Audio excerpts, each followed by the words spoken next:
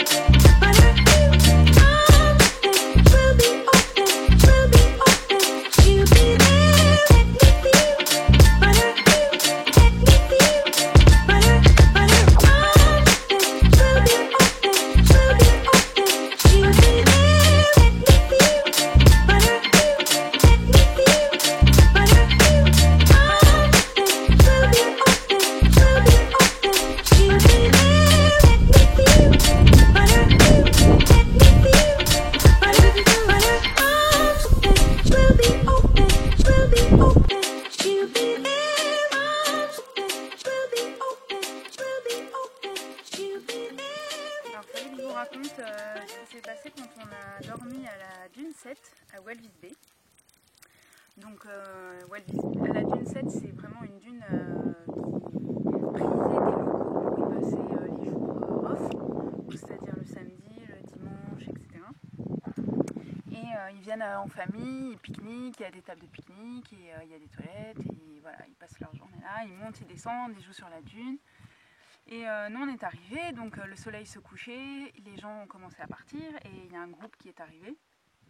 Et avec la musique à fond, ils avaient l'air un peu éméchés parce qu'ils ont commencé à monter, à grimper sur la dune, un peu excités, à crier, etc.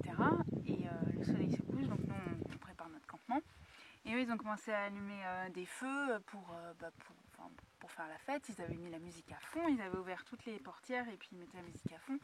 Donc ça on est assez habitués parce qu'en Angola c'était vraiment un peu pareil, on habitait à côté de la plage et donc du coup ils venaient le week-end ouvrir toutes les portières et puis faire la fête. Et là, nous on va se coucher et puis on les entendait, ils chantaient, ils dansaient beaucoup.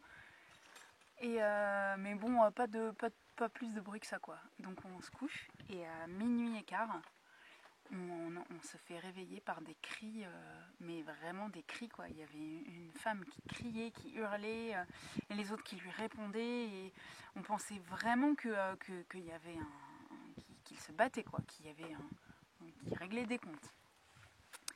Et du coup, on commence un peu à paniquer. On se dit si ils sont éméchés et au point complètement alcoolisés, au point de se battre et de crier comme ça. Il pourrait très bien se dire on va aller voir le 4x4 là qui dort à côté et puis on va essayer de voir ce qu'il y a dedans, peut-être de shipper 2-3 trucs, enfin on sait jamais quoi, les gens sous le coup de l'alcool. Et du coup on commence un peu à flipper, j'attrape mon téléphone et tout et puis je dis à Pierre-Antoine il faudrait peut-être qu'on trouve le numéro de la police. Enfin bref, on était en flip quoi. Et là, au bout d'un moment, les cris se calment et il y a un mec qui commence à parler tout seul. Et puis ils se remettent à crier. Et puis Antoine il me fait mais je crois qu'ils sont en train de prier. Et effectivement le mec quand il parlait il disait Jesus of Nazareth, my brothers. Donc en fait ils étaient tout simplement en train de prier sur un parking d'une dune. Un samedi soir, un 1er septembre. Voilà. Nous nous dirigeons ensuite vers Cap Cross, ce petit bout de côte, toujours prise en étau entre océan Atlantique et désert de Namib, abrite une colonie ahurissante de phoques à fourrure. On y a répertorié 100 000 individus.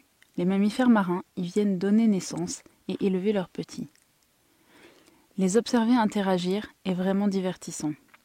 Beaucoup se prélassent, certains se battent, les petits têtent ou dorment. Notre venue les effraie et parfois énerve.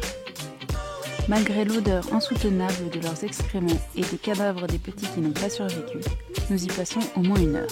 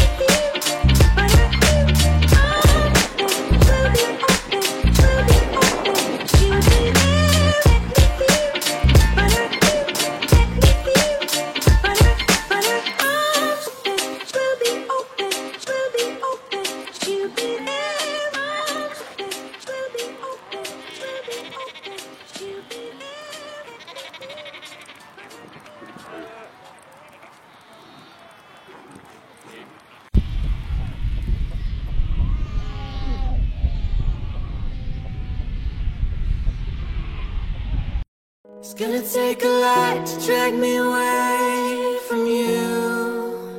There's nothing something that 100 men or more could ever do. I bless the rain.